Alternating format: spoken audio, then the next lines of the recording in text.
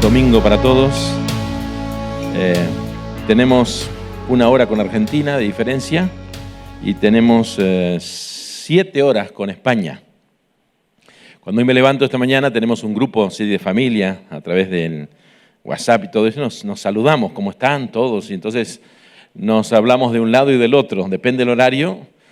Algunos están durmiendo, otros ya terminaron sus cultos, otros ya comieron, otros recién empezamos, otros recién nos levantamos y ahí andamos por la vida. Entonces esta mañana yo digo, bueno, hoy tengo 4 cultos, recién me levanto, saludo a todos y mi esposa dice, yo ya regresé del culto, ya comí y me voy a dormir una siesta.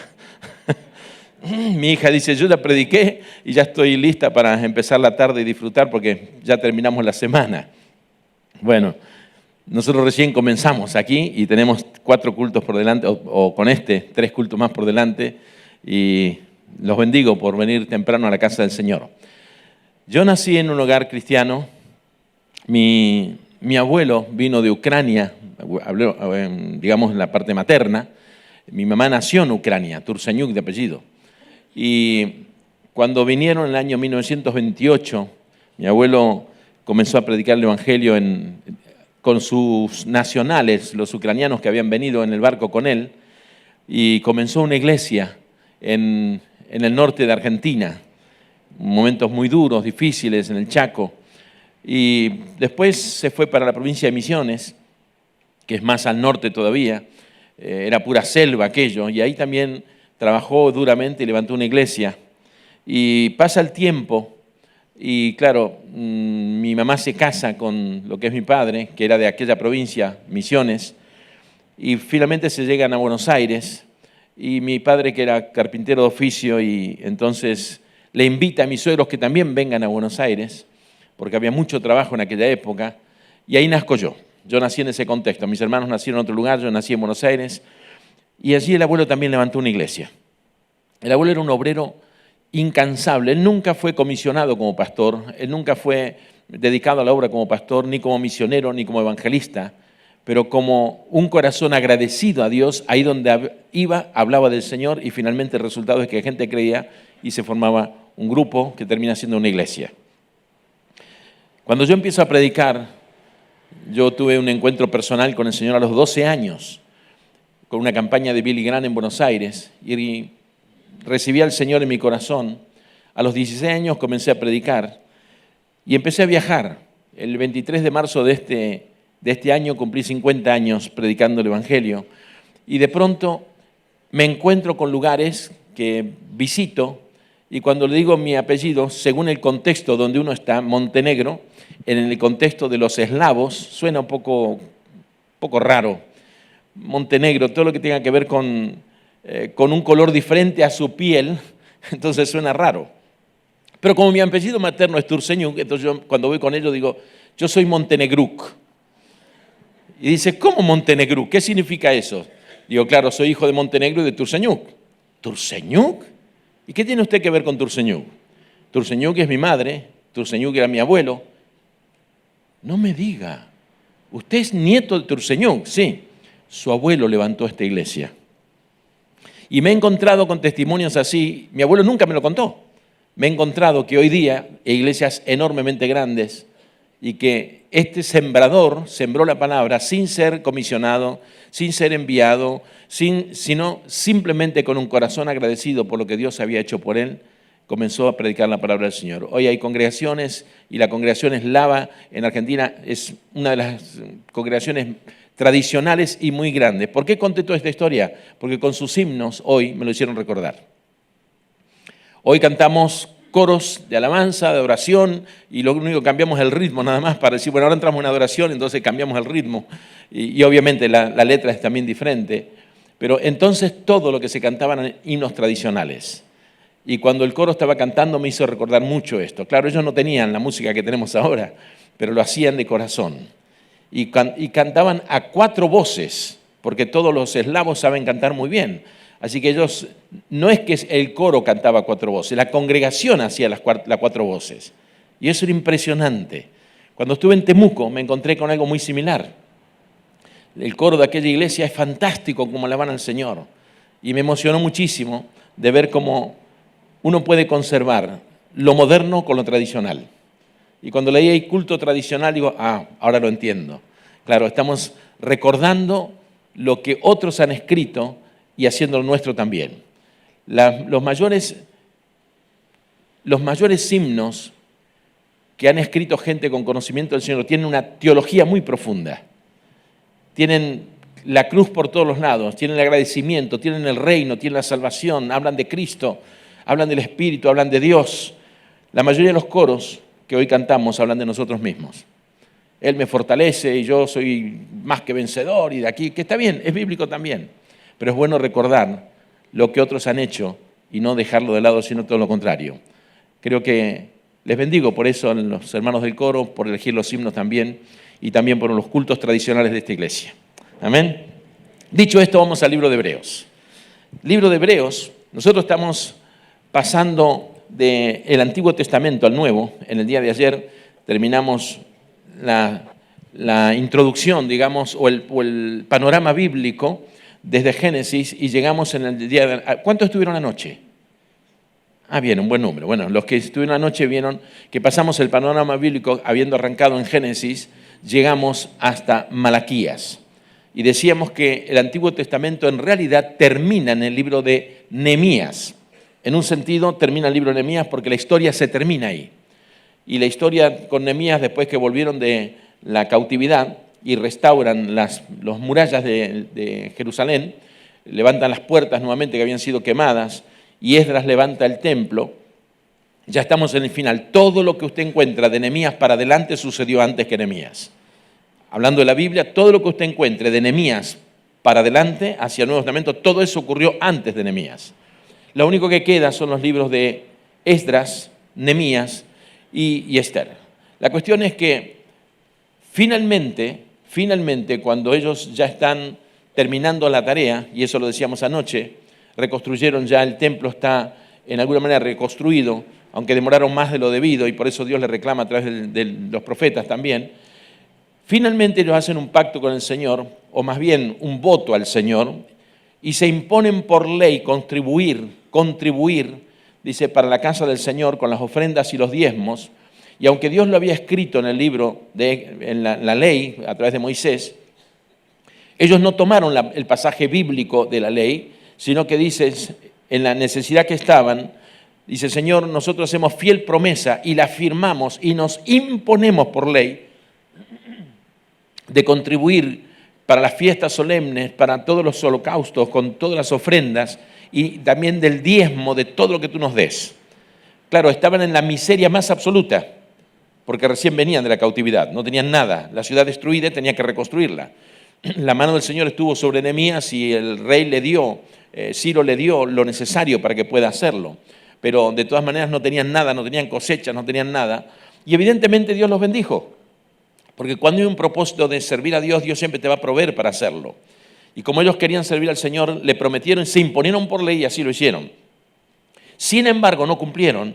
Y 40 años más tarde Dios levanta al último profeta, Malaquías, y les reclama, ustedes me han robado, le dice. ¿En qué te hemos robado? Como si Dios no sabe lo que está hablando.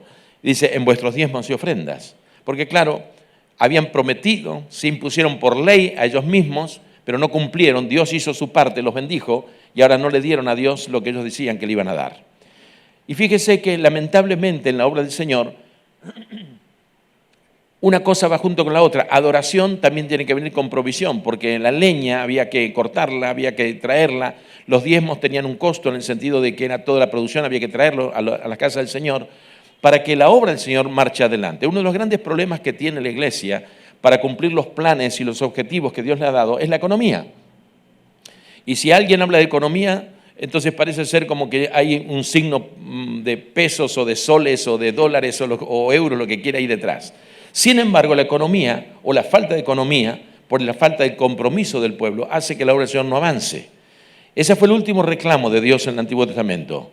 Dice, ustedes no han cumplido con su parte, le dice al pueblo de Israel. No estoy hablando de la iglesia, sino del pueblo de Israel. Sin embargo, eso se reproduce también en la vida de la iglesia hoy día. Y ahí se cierra el Antiguo Testamento, con una promesa, que iba a venir uno que tendría el espíritu de Elías, que haría volver el corazón de los padres hacia los hijos y de los hijos hacia los padres, no sea que yo venga y hiera la tierra con maldición, dice Dios. Entonces queda una promesa pendiente, que va a venir alguien que va a reconciliar las familias. Una reconciliación de familia va a haber. Y aparece Juan el Bautista y entonces reconocen que él es la persona que iba a venir y que anunciaría. Con lo cual, desde Malaquías hasta el Nuevo Testamento tenemos 400 años de silencio. Es decir, Dios no habló en 400 años, no volvió a hablar, hasta que llega el tiempo del cumplimiento de esa palabra, y entonces nace Juan el Bautista para anunciar la venida de aquel que había sido anunciado en todo el Antiguo Testamento. Entonces, en el libro de Hebreos le está escribiendo, obviamente, a los hebreos. Los hebreos eran los que tenían todas las promesas, los que habían recorrido todo ese camino, los que tenían todos los libros del Antiguo Testamento, pero no tenían la revelación del Nuevo Testamento. Y entonces el autor de los Hebreos comienza diciendo lo siguiente: Dios, capítulo 1, versículo 1, Dios habiendo hablado muchas veces y de muchas maneras en otro tiempo a los padres por los profetas, en estos postreros días nos ha hablado por el Hijo, a quien constituyó heredero de todo y por quien asimismo hizo el universo. Lo que está diciendo el autor de los Hebreos es las multiformes maneras de hablar de Dios para que la gente pueda comprender el propósito de Dios. Y está hablando prácticamente en este verso de todo el Antiguo Testamento. Dios habiendo hablado, Él ya dejó su palabra muchas veces, de muchas maneras. Él habló de infinidad de maneras, aún la creación nos habla de Dios, de muchas maneras. En otro tiempo nos habló a los padres por los profetas. Los profetas eran extraños. Dios le mandó a Isaías que se desnude y que predique desnudo. Imagínense que le aparece aquí el predicador de turno, Montenegro, y se desnude para predicar. A patada lo echan. Es decir, Dios buscaba la forma para ilustrar la desnudez del pueblo. En aquello no era que Dios era un Dios que perdió todos los sentidos, sino que quería mostrar que el pueblo estaba desnudo, que necesitaba la cobertura de Dios, que necesitaba a Dios en sus vidas. Y habló de muchas maneras, Pero en los postreros días, dice, en este tiempo nos ha hablado por el Hijo. No dice nos sigue hablando por el Hijo, nos ha hablado por el Hijo. Y cuando dice que nos ha hablado por el Hijo, significa que Dios no te va a volver a hablar, Señor, háblame, y que Dios en la noche te diga, hijo mío, aquí yo soy el Señor que vengo a hablarte. No, ya nos ha hablado. Lo que tenemos que hacer es tomar la palabra que ha sido hablada y aplicarla a nuestras vidas. Lo que tenemos que hacer es cumplir con la palabra que ha sido hablada. Él ya nos ha hablado por el Hijo, dice, a quien constituyó heredero de todo y por quien asimismo hizo el universo, siendo Él el resplandor de su gloria y la imagen misma de su sustancia, y quien sustenta todas las cosas con la palabra de su poder. Ahora fíjese, alaba al Señor y relata del Señor lo que el Señor ha sido, siendo el resplandor de su gloria, la imagen misma de su sustancia. La palabra imagen ahí es carácter, el carácter mismo de la sustancia de lo que es Dios. Por eso Jesús dijo, el que me ha visto a mí, ha visto al Padre. Yo no hablo nada de mi propia cuenta, todo lo que hablo es lo que el Padre me mandó a hablar. Entonces, nosotros tenemos hoy el desafío, a partir del Nuevo Testamento, de la revelación de Jesucristo, de tomar las palabras de Jesús y a través de las palabras de Jesús cumplir con todas las cosas o hacer todas las cosas que el Señor nos mandó que deberíamos hacer. Todo el libro de Hebreos nos muestra a Jesús por encima de toda revelación y por encima de todas las cosas. Y solamente como introducción, capítulo 8 del libro de Hebreos, está mostrando que Él es superior a Melquisedec, que es superior a Josué, es superior a Moisés, es superior a Abraham, es superior a la casa que había edificado Salomón, es superior a todo. Esos son los primeros capítulos de Hebreos. Está mostrando la superioridad de Cristo sobre incluso los holocaustos, sobre los corderos. Es el Cordero de Dios que quita el pecado del mundo. Capítulo 8 dice, ahora bien, el punto principal de lo que venimos diciendo, es decir, todo lo que venimos diciendo enfoca hacia algo. Es que tenemos tal sumo sacerdote, el cual se sentó a la diestra del trono de la majestad en los cielos. Él es el sumo sacerdote ahora. Ya no precisamos un hombre como lo teníamos en el Antiguo Testamento. Ministro del santuario de aquel verdadero tabernáculo que levantó el Señor y no el hombre. El tabernáculo que levantó Moisés era solamente figura de lo que ya existía. Y tenemos un sumo sacerdote que está sentado en el trono. Es decir, el Señor reina, aunque nosotros pensemos que los gobiernos y la gente reinan en el mundo. Es el reino del Señor utilizando a unos y a otros, permitiendo en algunos casos a algunos hacer ciertas cosas para castigar a otro. Y como veíamos anoche, la oración de la iglesia puede cambiar absolutamente todo. Daniel capítulo 4, versículo 17. Pero fíjese lo que dice en el versículo 6, hablando de Jesús. Pero ahora, en este tiempo, tanto mejor ministerio es el suyo, cuando es mediador de un mejor pacto establecido sobre mejores promesas. Con este texto categórico, lo que está diciendo el autor de los Hebreos es que Cristo es mejor que todo lo que ha sido revelado y todo lo que se ha tenido en el Antiguo Testamento. Fíjese, es un mejor ministerio que todos los ministerios del Antiguo Testamento, que los profetas, que los sacerdotes, mejor ministerio que nadie. Pero también es mediador de un mejor pacto, porque el pacto anterior era el pacto de la ley y había que cumplir la ley para poder estar a cuentas con Dios.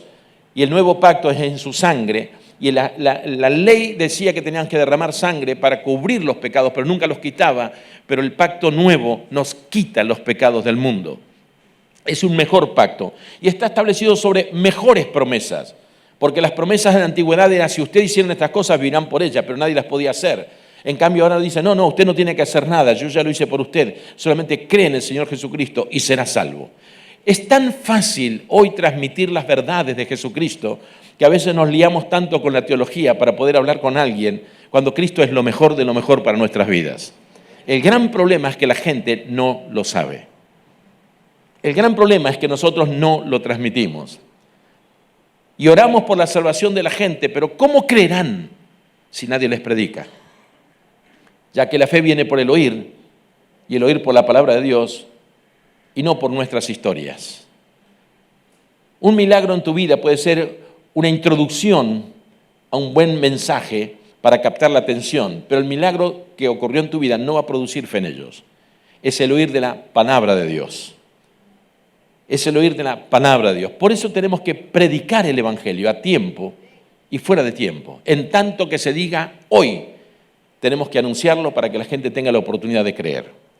Entonces volvemos con esta idea que si Jesús es la revelación y Él ya nos habló por el Hijo, es obvio que todo el Nuevo Testamento habla de Jesús. Recuerden lo que Él dijo: la ley, los profetas, los salmos hablan de mí, ellos dan testimonio de mí. Y en todo el Antiguo Testamento Cristo está presente en una u otra manera: profecías, simbolismos, presencia incluso como el ángel de Jehová, manifestándose allí de diferentes maneras. Él está presente, Él no está ausente. Y lo mismo dijo ahora: yo estoy con vosotros todos los días hasta el fin. Así que tomemos las palabras de Jesús. Claro, si miramos la Gran Comisión, todo el mundo la conocemos: vayan por todo el mundo, prediquen el Evangelio a toda criatura. Es un mandato de Él. No hacerlo es desobediencia. Es un mandato. Ahora decimos: bueno, tenemos que ir a todo el mundo y queremos alcanzar las naciones. Claro, ayer decíamos en el Salmo 2, pídeme y te daré por herencia las naciones. Cuando uno comienza a pedir algo, Dios se lo da, porque el primero que está interesado no es el hombre, sino Dios. Y en ese interés, fíjese, ahora decimos: bueno, vamos a las naciones, pero ¿qué tenemos que hacer?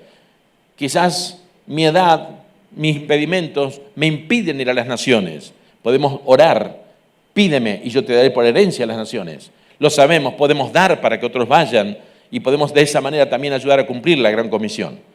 Pero no solamente son las naciones que están muy lejanas, también hay mucha gente que está cercana que necesita escuchar el Evangelio. Y aunque este es un culto misionero, nunca tenemos que perder de vista que por lo lejano nos olvidemos de lo cercano. Entonces yo quiero llevarlos a reflexionar en 4 parábolas en Lucas capítulo 15, donde podemos poner en forma práctica las misiones, tanto lejanas como cercanas y quizás también propias. Fíjese lo que dice Lucas capítulo 15.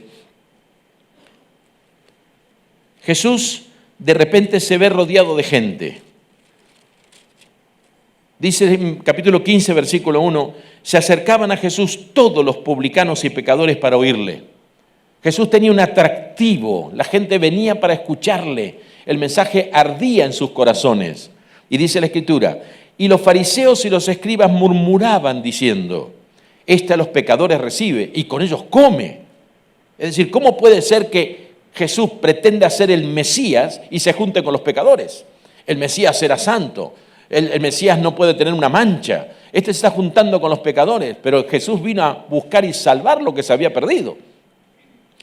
¿Cómo puede usted ganar a un perdido si usted no se junta con un perdido?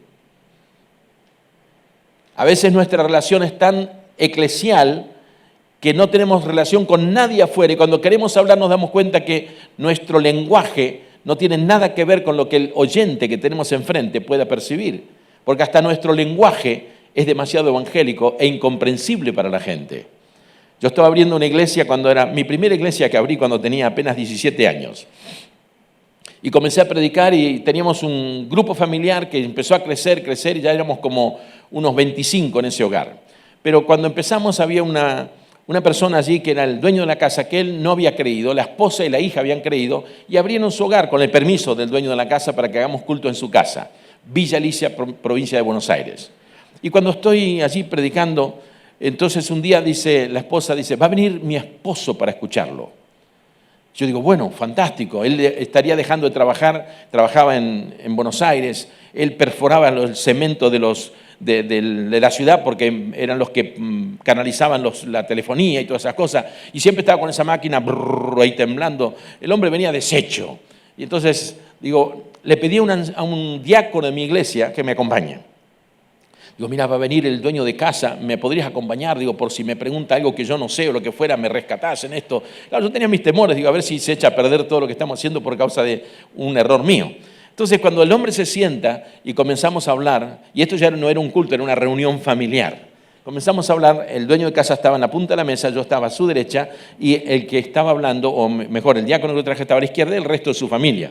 Entonces estamos ahí y yo empiezo a hablarle y me interrumpe el diácono, que tenía obviamente más experiencia que yo y yo tenía que respetarlo. Entonces me dice, espera, déjame explicarle. Y él comienza a explicarle.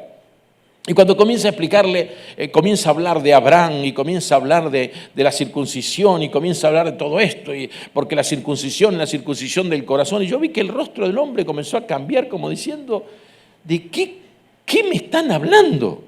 Y de repente el hombre dice, porque mi amigo, usted tiene que saber que Cristo es el Cordero de Dios que quita el pecado del mundo. Y el hombre se da vuelta y me dice, muchacho, ¿qué tiene que ver un cordero en todo esto? ¿Qué tiene que ver un cordero en todo esto? ¿Qué vamos a comer un cordero ahora? ¿Qué tiene que ver esto? Nuestro lenguaje a veces no es adaptable a los oídos de la gente porque estamos muy distanciados de ellos. Seguimos hablando con nuestra terminología y es muy importante que aprendamos que Jesús se juntaba, los publicanos y pecadores venían, no quiere decir que los publicanos no fueran pecadores, eran la gente quizás también más corrompida que había, pero simplemente eran gente de gobierno y venían a oírle. Y los religiosos, los fariseos, los escribas, los que conocían la Escritura, los que tenían que explicar al pueblo la Escritura, los que tenían la comprensión de la revelación, murmuraban diciendo, con los pecadores come, los recibe y con ellos come.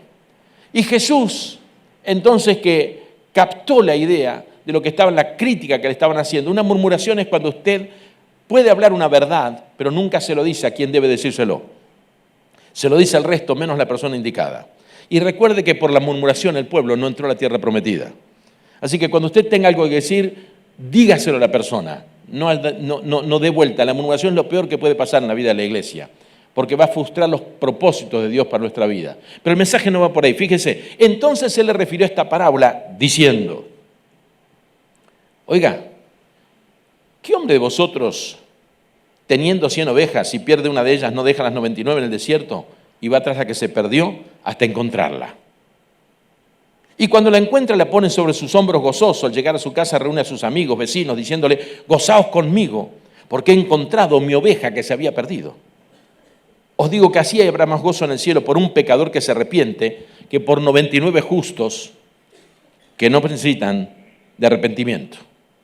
Entonces Jesús lo que hace es responder en forma muy práctica, en un lenguaje comprensible para la terminología de la gente del lugar. Ustedes que son fariseos y son escribas, están acostumbrados a los sacrificios. Ustedes saben lo que son las ovejas. La ganadería de las ovejas era normal en la zona. Entonces Jesús toma un ejemplo práctico del lugar, de lo que ellos hacen, y comienza a explicarle los principios del reino con lo que ellos comprenden en su diario vivir. ¿Qué hombre de vosotros, si tiene 100 ovejas, y comienza a hablar de la oveja perdida y habla de el propósito de Dios para esa gente que está perdida? La Biblia dice que todos nosotros nos apartamos, cada cual por su camino, como ovejas nos hemos descarriado. Así que la parábola de la oveja perdida es la identificación con los perdidos del mundo.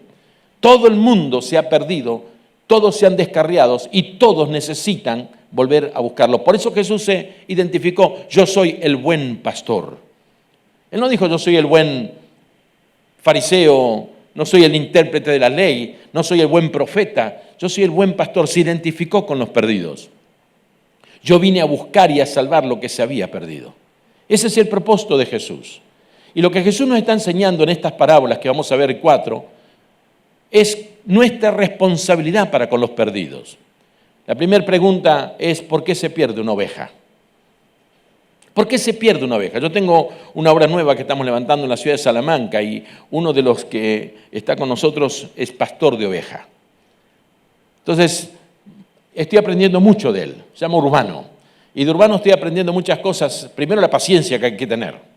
Él tiene una paciencia única y me doy cuenta que la soledad de estar con las ovejas y el cuidado termina amando más a las ovejas que el resto de la gente que tiene alrededor.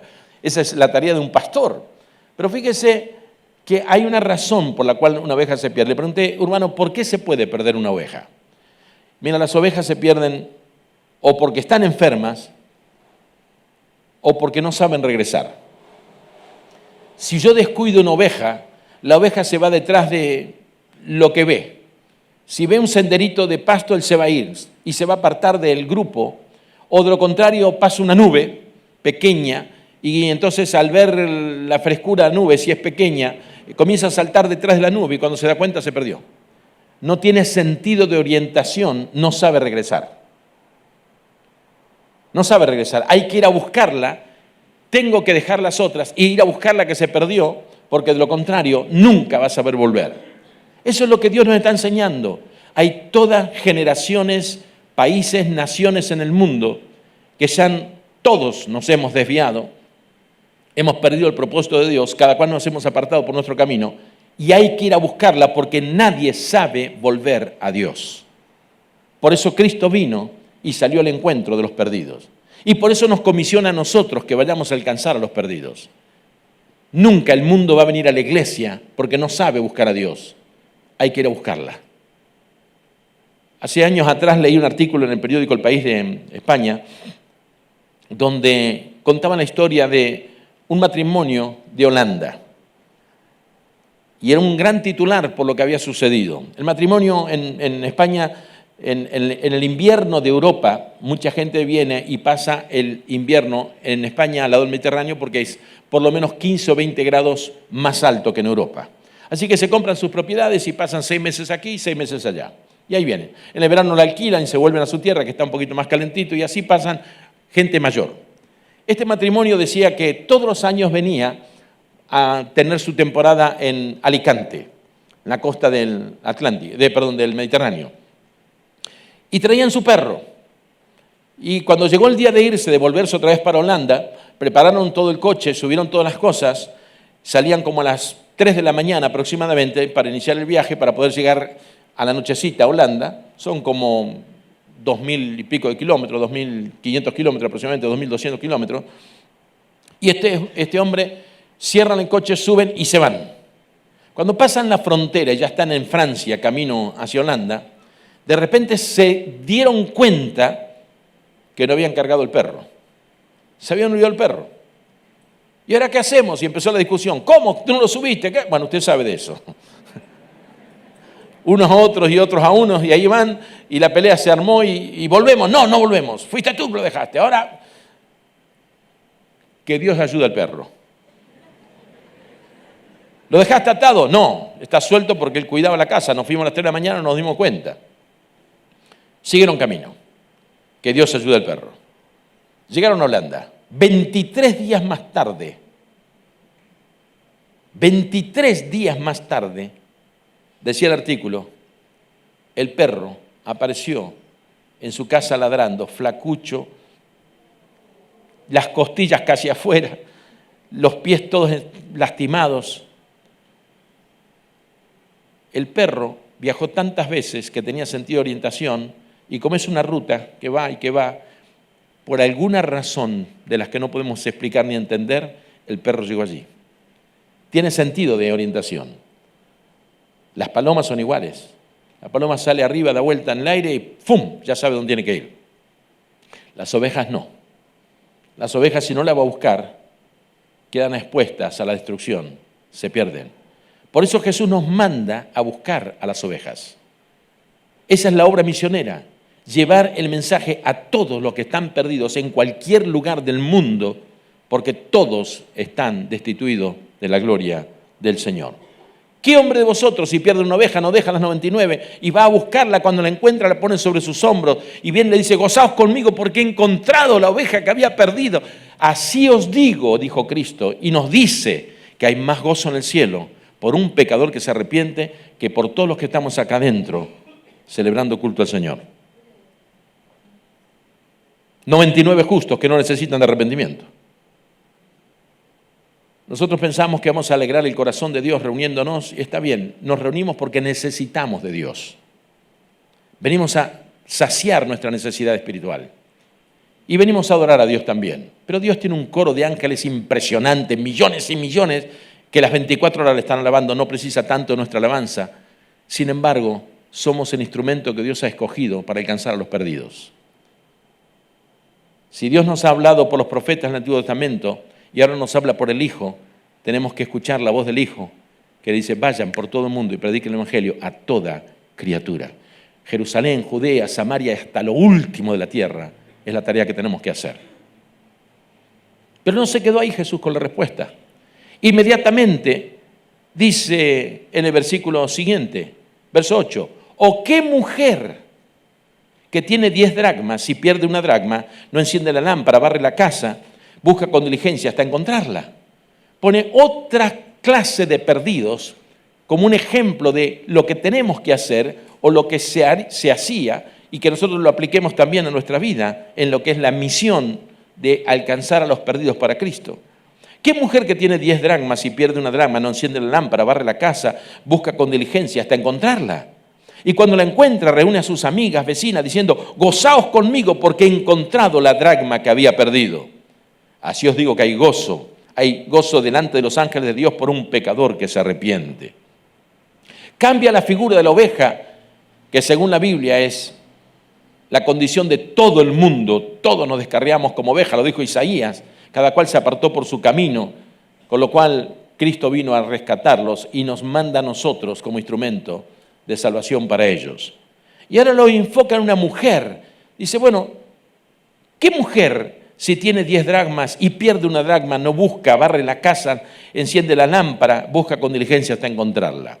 Pasa de un pastor de ovejas, de un rebaño de ovejas que se pierden, a algo mucho más casero, que es una casa. Y una mujer que pierde una dracma.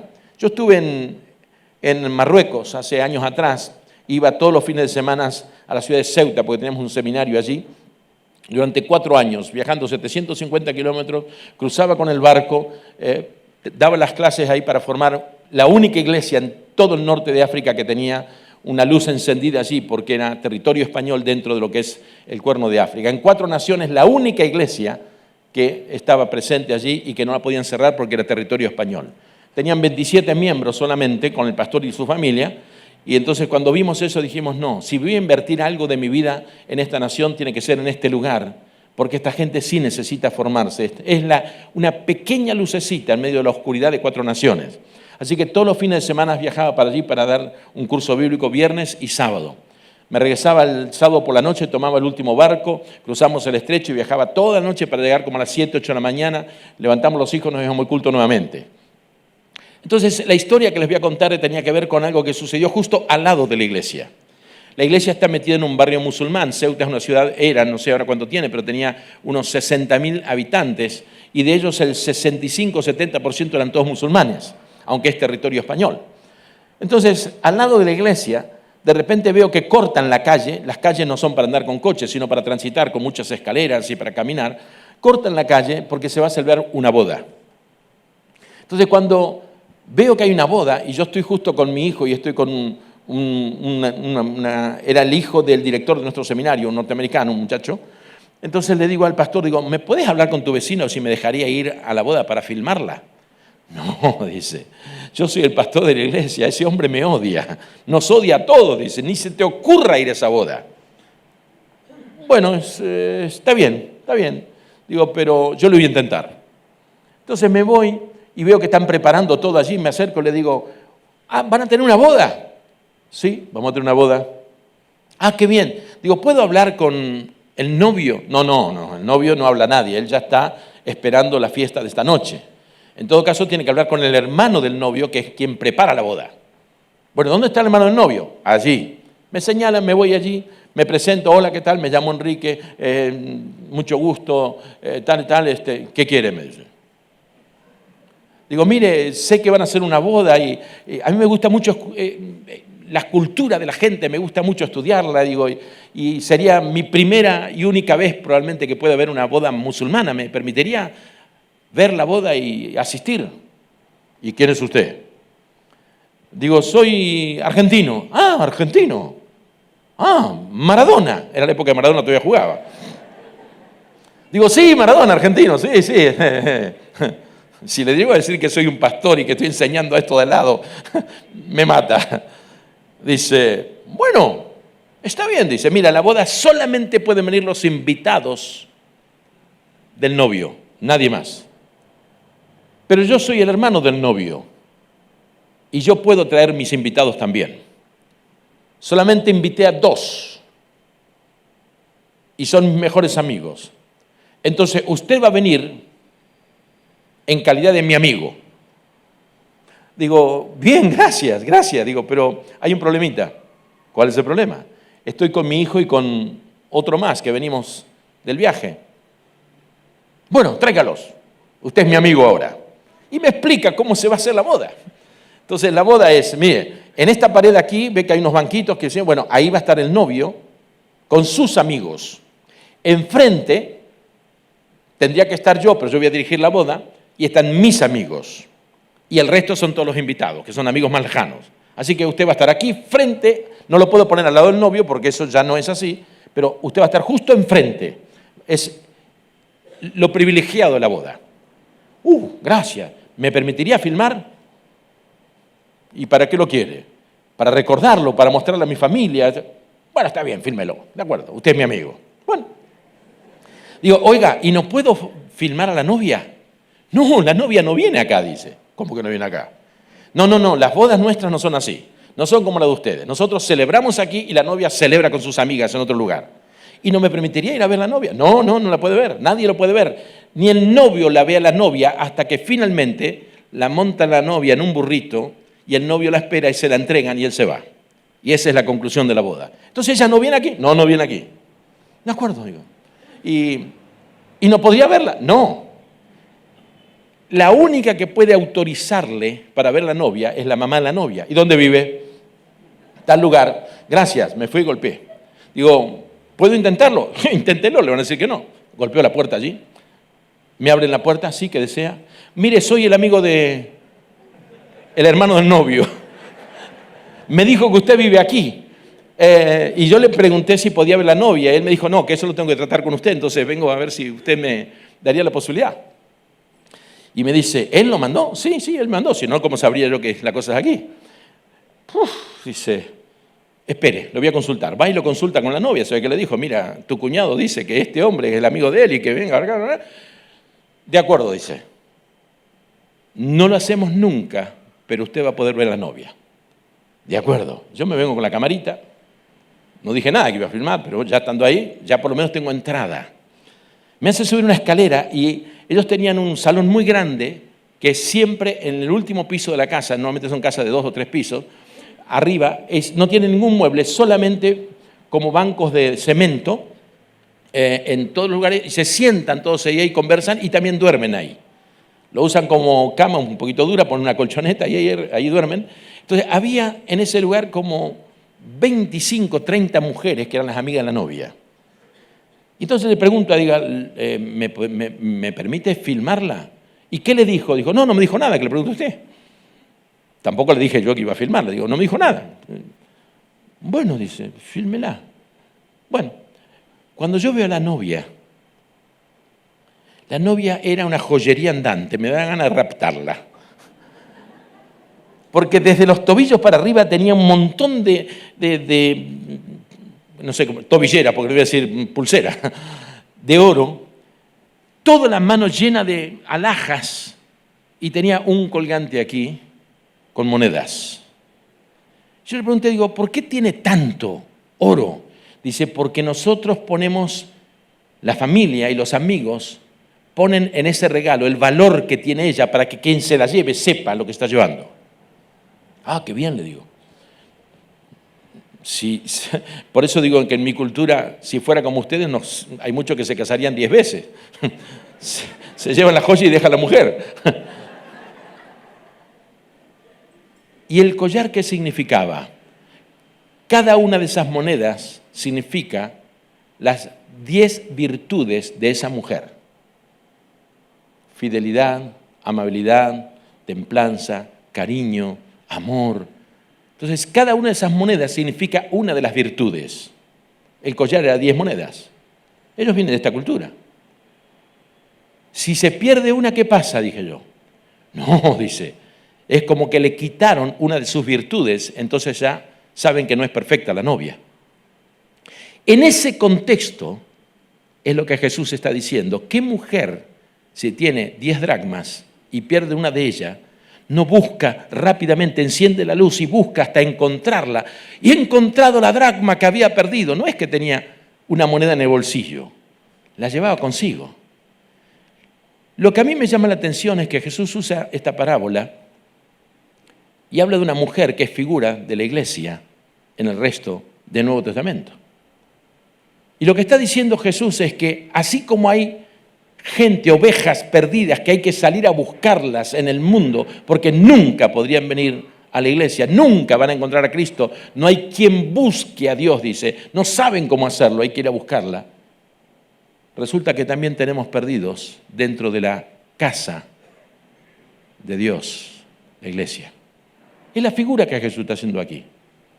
A veces nos esforzamos tantos en ganar a los perdidos que están en lugares más remotos del mundo, y de repente no nos damos cuenta que hay gente entre nosotros que se está perdiendo.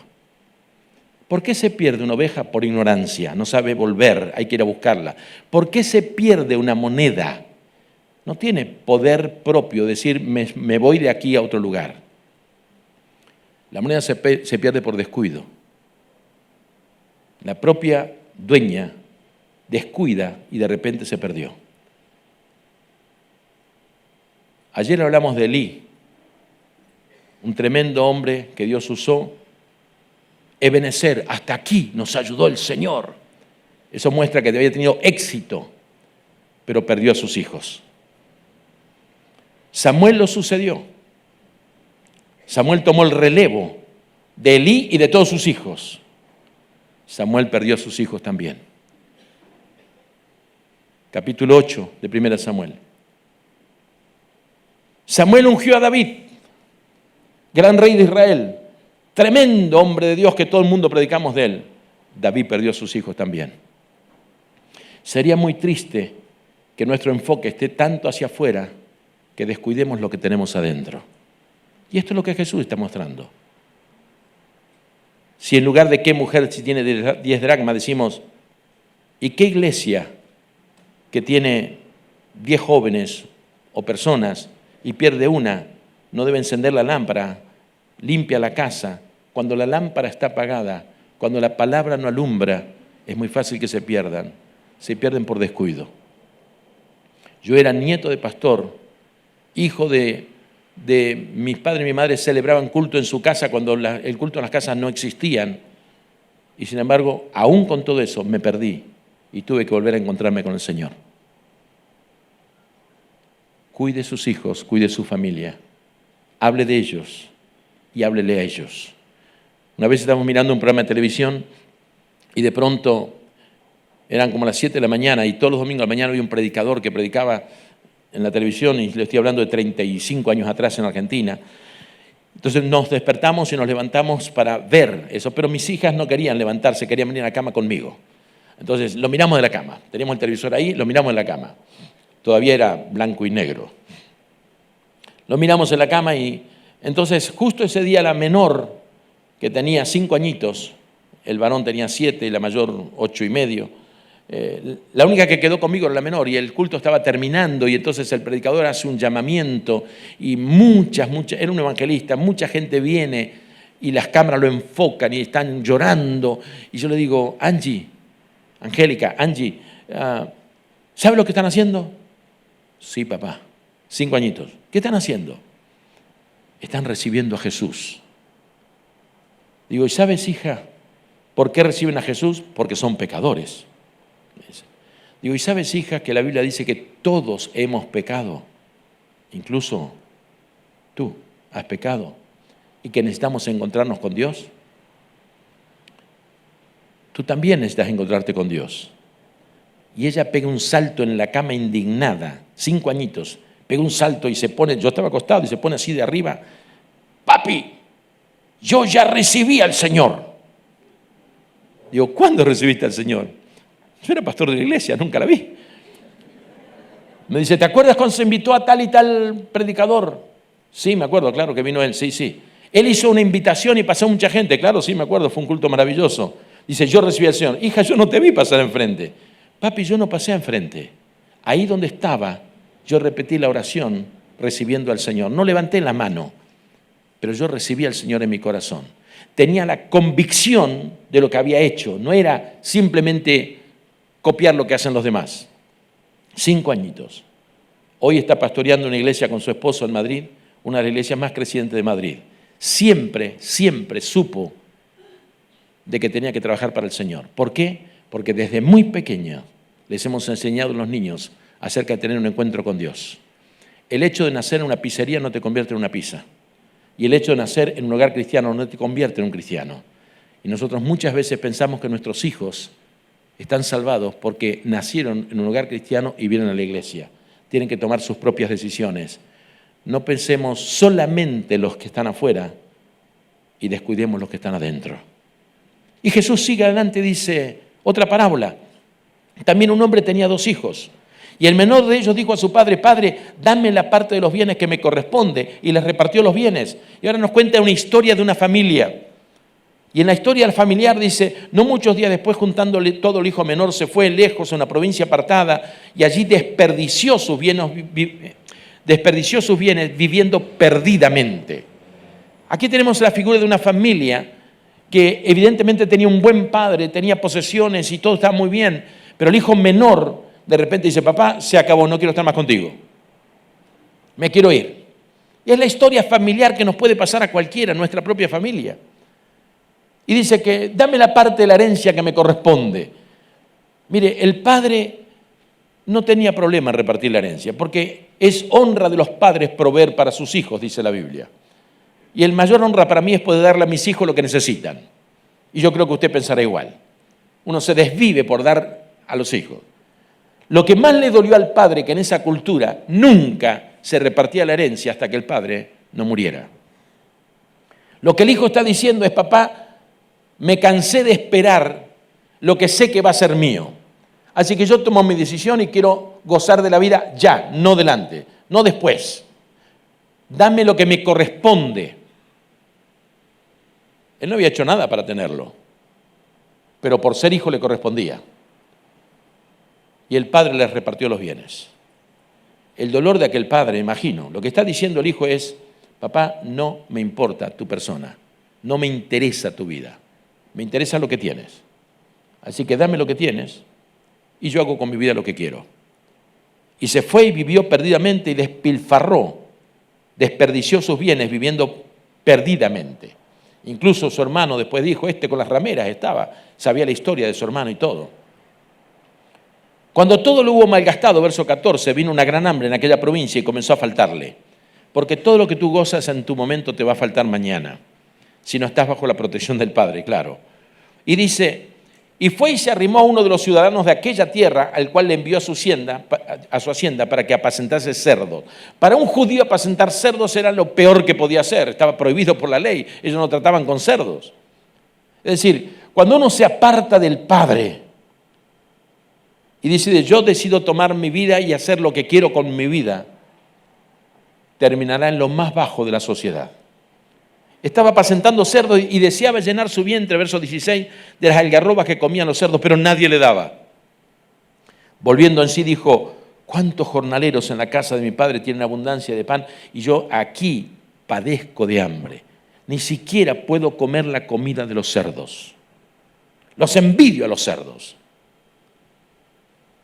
Me levantaré, e iré a mi padre y le diré, Padre, he pecado contra el cielo y contra ti. Ya no soy digno de ser llamado tu hijo, hazme como a uno de tus jornaleros.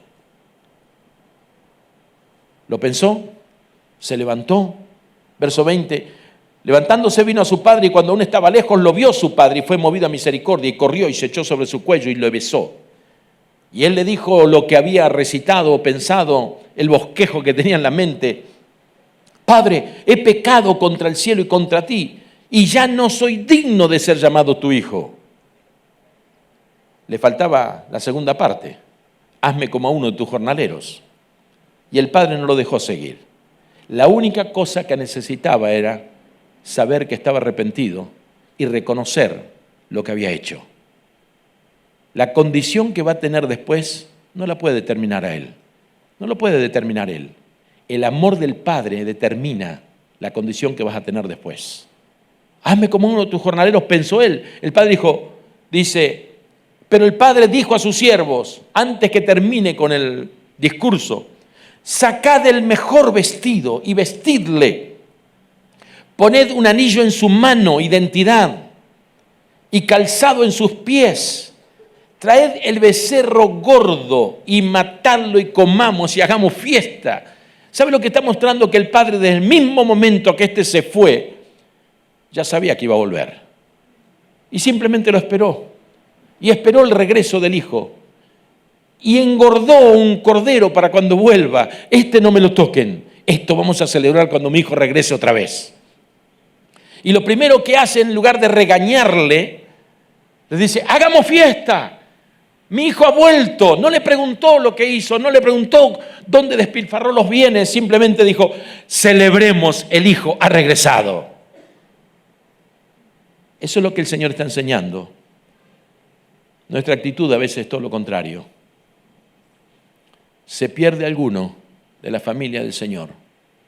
Se va. Vive perdidamente. Lo crucificamos de por vida. No lo admitimos. Y aunque venga arrepentido, lo primero que hacemos es le reprochamos.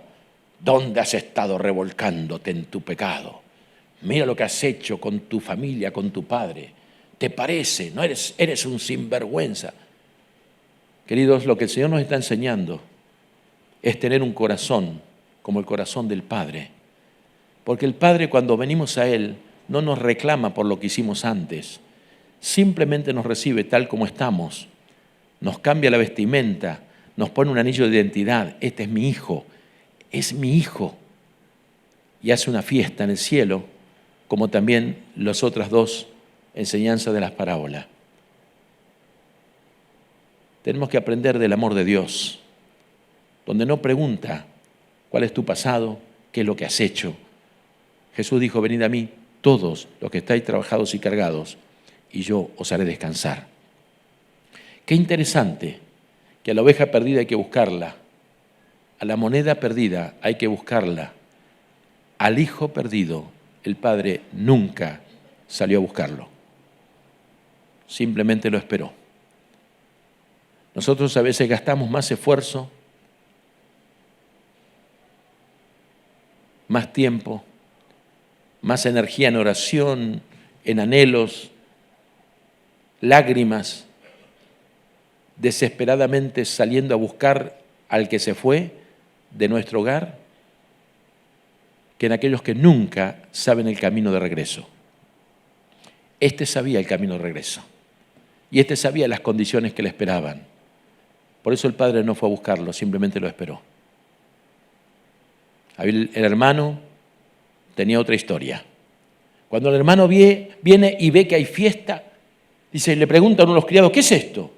Dice, está haciendo fiesta porque tu hermano que se había perdido ha llegado, ha venido, y tu padre ha matado el becerro gordo. Y de repente se enoja y cuando el padre lo ve, se quedó afuera. Y cuando el padre dice, hijo, ven, mira, vino tu hermano. Padre, siempre te he servido y nunca me has dado un cordero para gozarme con mis amigos.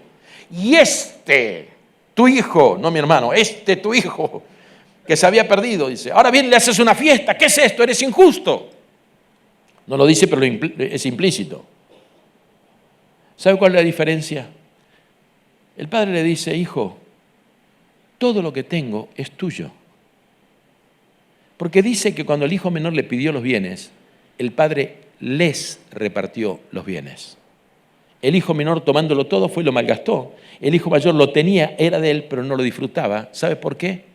Porque no tenía mentalidad de hijo, sino de siervo. Toda la vida te he servido. Y Dios no te da las cosas porque le sirvas, sino porque eres hijo. Pero como él pensaba que el servicio es lo que le daba derechos, había errado y no conocía el corazón del Padre. Hijo, todo lo que tienes tuyo, ¿por qué me vas a pedir un cordero para gozarte con tus amigos si yo ya te di tu parte? Los tienes, no son míos, son de ustedes ahora. Eso es Dios, con nosotros también. 3 clases de perdido: la oveja perdida, el mundo perdido, los que se pierden dentro de la iglesia y los que aún teniendo en la familia principios y han experimentado la paternidad de Dios en su vida, deciden irse y hay que volver con un corazón. El Padre tiene que tener un corazón, nosotros tenemos que tener un corazón abierto para perdonar a aquellos que nos han defraudado en lo más profundo, que son los más cercanos a nosotros. Pero no termina la parábola ahí. Jesús no terminó la explicación ahí. Jesús está respondiendo a estos que lo criticaron y murmuraban. Capítulo 16 dice, dijo también a sus discípulos. Ahora fíjese, las 3 anteriores es la respuesta a estos que murmuraban, a los religiosos de la época. Ahora él se dirige a sus discípulos, no al resto. Había un hombre rico que tenía un mayordomo y este fue acusado ante él como disipador de sus bienes. Entonces le llamó y le dijo, ¿qué es esto que oigo acerca de ti? Da cuenta de tu mayordomía, porque ya no podrás más ser mayordomo. Entonces el mayordomo dijo para sí, ¿qué haré? Porque mi amo me quita la mayordomía. Acabar, no puedo. Mendigar, me da vergüenza. Ya sé lo que haré. Para que cuando se me quite la mayordomía, me reciban en sus casas. Y llamando a cada uno de los deudores de su amo, dijo al primero, ¿cuánto debes a mi amo? Y dijo, 100 barriles de aceite. Dijo, mira, toma tu cuenta, siéntate pronto y escribe 50. Después dijo a otro, ¿y tú cuánto debes? Y él dijo, 100 medidas de trigo. Dijo, toma tu cuenta y escribe 80. Y alabó el amo al mayordomo malo por haber hecho sagazmente, porque los hijos de este siglo son más sagaces en el trato de sus semejantes que los hijos de luz. Un amo le confió los bienes. Él era un mayordomo. El mayordomo puede disponer de los bienes de su amo y hacer todo lo que cree que debe hacer para que esos bienes se protejan y al final tengan una cierta ganancia. Es el que vela por los bienes para que siempre produzca algo a favor de su amo. Él puede vender, él puede comprar, él puede condonar deudas. Yo he tenido gente que me debía y para no perder el cliente, que era buen cliente, le perdonaba una deuda para que me compre más y después me volvía a pagar, porque era una cuestión momentánea. E incluso algunos, para no perderlos como amigos, digo, mira, olvídate, no me debes nada, ya está. No quería perderlos como amigos. Es decir, quien maneja como mayordomo las finanzas tiene el poder de hacerlo. Está implícito en su cargo. El amo le confió todo, haz como tú piensas que debes hacer, luego solamente me rindes cuenta. Pero cuando el amo se dio cuenta que estaba despilfarrando los bienes, lo llamó. Dice, ríndeme cuenta porque estás malgastando mis bienes. No estás invirtiendo, lo estás malgastando. Y entonces se dio cuenta, te voy a quitar la mayordomía. Dice, ¿y ahora qué hago? Trabajar no puedo, probablemente sea bastante viejo. ¿O no? Pedir me da vergüenza. ¿Qué hago ahora? ¿Cuál es mi futuro? Ya sé lo que voy a hacer. Con los bienes que me han sido confiados me voy a ganar amigos, voy a condonar deudas, para que cuando me quite la mayordomía, estos amigos me reciban en su casa, porque me van a echar donde estoy. Así que fue muy sagaz.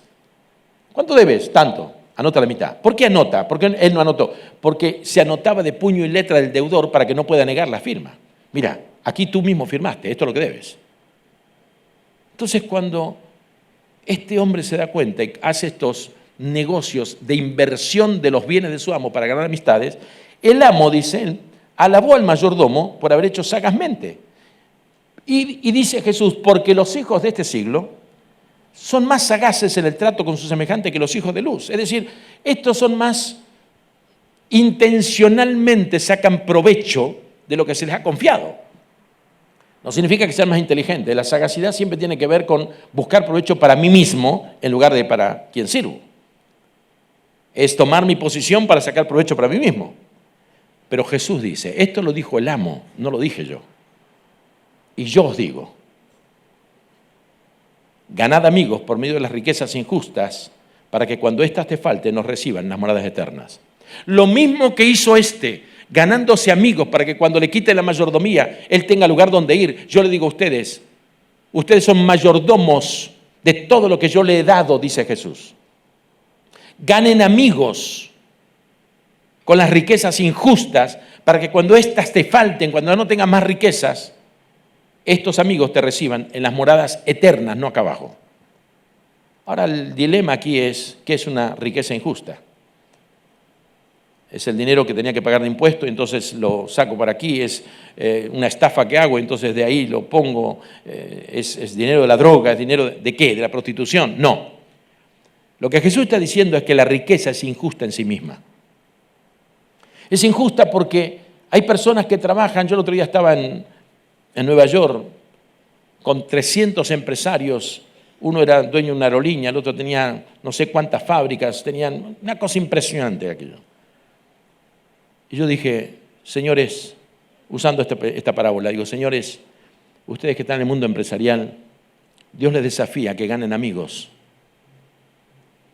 con las riquezas injustas. Y me miraron, como diciendo, ¿de qué nos está acusando? ¿Que nosotros traficamos con droga? Digo, no, déjeme explicarle.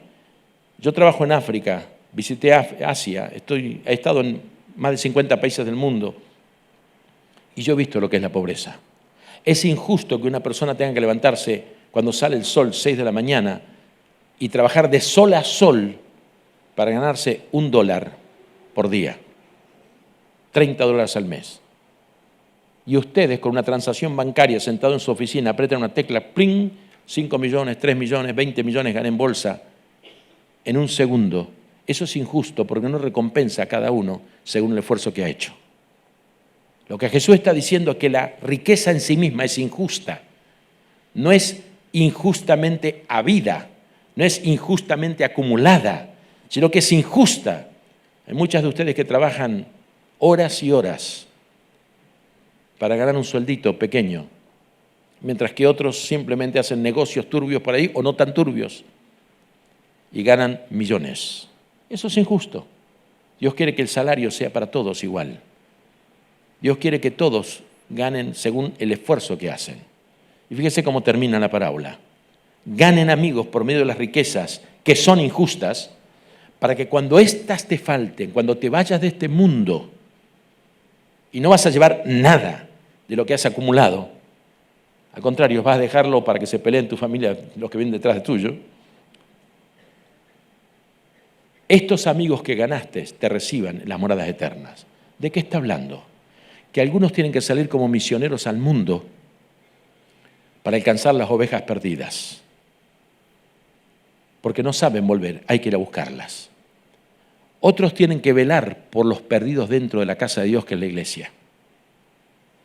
La moneda perdida, la que se perdió dentro de la casa. Otros tienen que trabajar por sus hijos perdidos, familias. porque a lo mejor ponemos la mirada tan lejos que nos olvidamos y estamos perdiendo a nuestros propios hijos dentro de nuestro hogar. Y otros que tienen la posibilidad y que manejan finanzas, tienen que invertir para ganar amigos para el reino de los cielos. Es decir, financiar el trabajo de las misiones para alcanzar a otros. Porque cuando te vas de aquí, todo lo que te acumulaste no te vas a llevar nada.